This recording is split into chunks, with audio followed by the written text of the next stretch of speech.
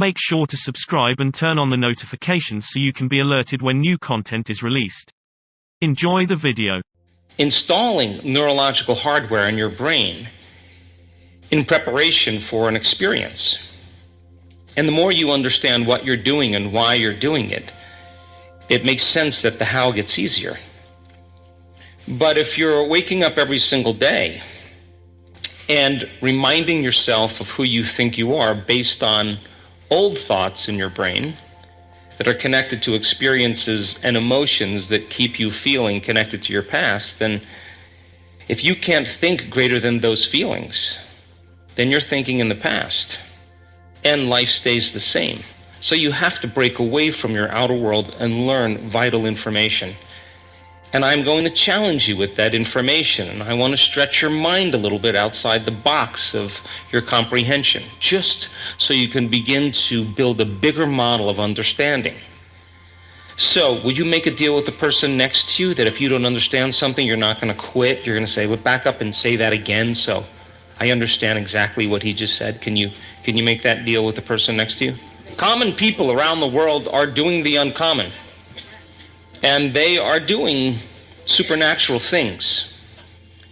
And we are going to combine quantum physics with neuroscience, with neuroendocrinology, with psychoneuroimmunology, with epigenetics. All of those particular sciences, the new sciences, point the finger at possibility.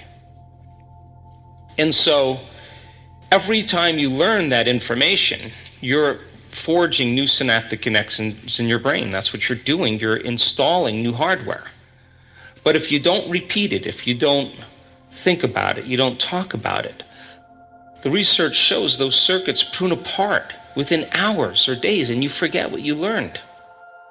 So we have to fire and wire and build a model of understanding. And once you can explain that information, once you can review it, once you understand it, you're building a model for an experience. So then when we set up the conditions in the environment and you get the proper instruction, and if you do exactly what you intend to do, you get your behaviors to match your intentions or your actions equal to your thoughts, you're going to have the experience of that knowledge. And experience then enriches those philosophical and theoretical circuits in the neocortex, adds more connections in the brain. And the moment those neurons string into place, the brain begins to inform the body with chemistry, with information. And the moment the person feels unlimited, the moment the person feels like a genius, the moment the person feels worthy to receive, now they're teaching their body chemically to understand what their mind is intellectually understood. So if knowledge is for the mind and experience is for the body, the person is embodying the truth of that philosophy, and that information begins to select and instruct new genes, and it causes the person to change their genetic future. They're moved off the predictable future. And it's not matter that's emitting a field. Science says that it's the field that's creating matter. You change the field, you change matter. And people are understanding how to do that. And now, we're actually healing others with the same formula. And we're talking about blind people seeing after one moment.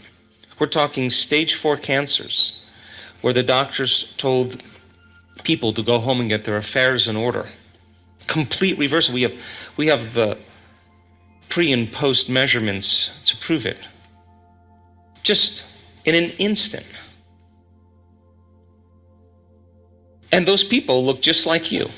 They're not different in any way than you, and you don't have to spend your whole entire life, 40 years of devout meditation to begin to have those changes, those transcendental moments. It's a formula.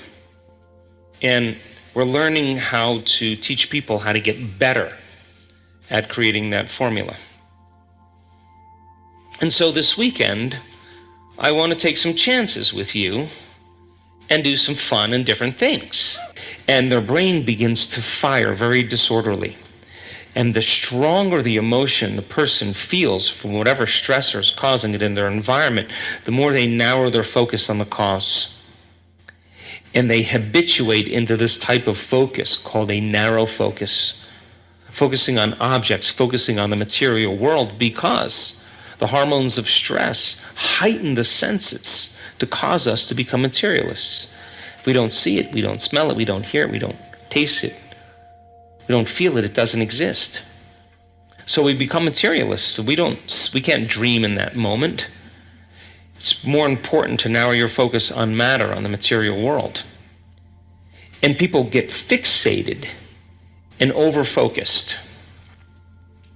And we found out that if you take a person and teach them how to do the exact opposite of that, instead of narrowing their focus this way and focusing on the material world, to broaden their focus and to focus on nothing. Take their attention off of everything material, off their body, off the people in their lives, off the objects, their cell phones, computers, their cars.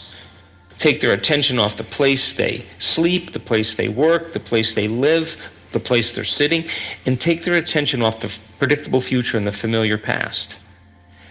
And broaden their focus and just keep opening their awareness to nothing.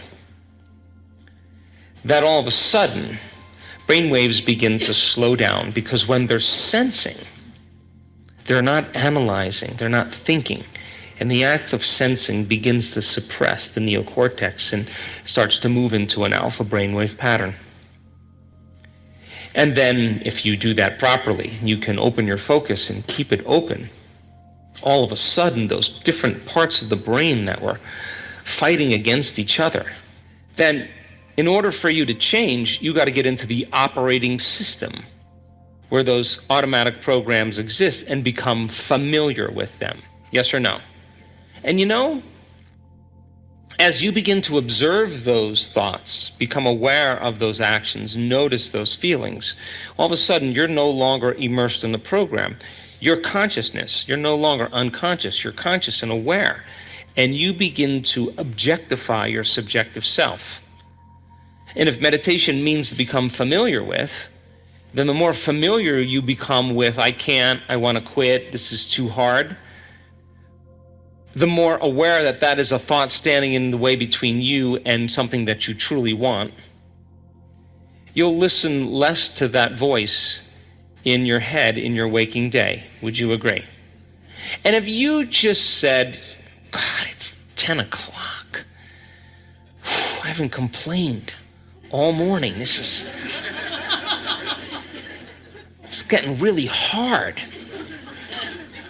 I just want to stop that lady and just suffer and complain with her just about something.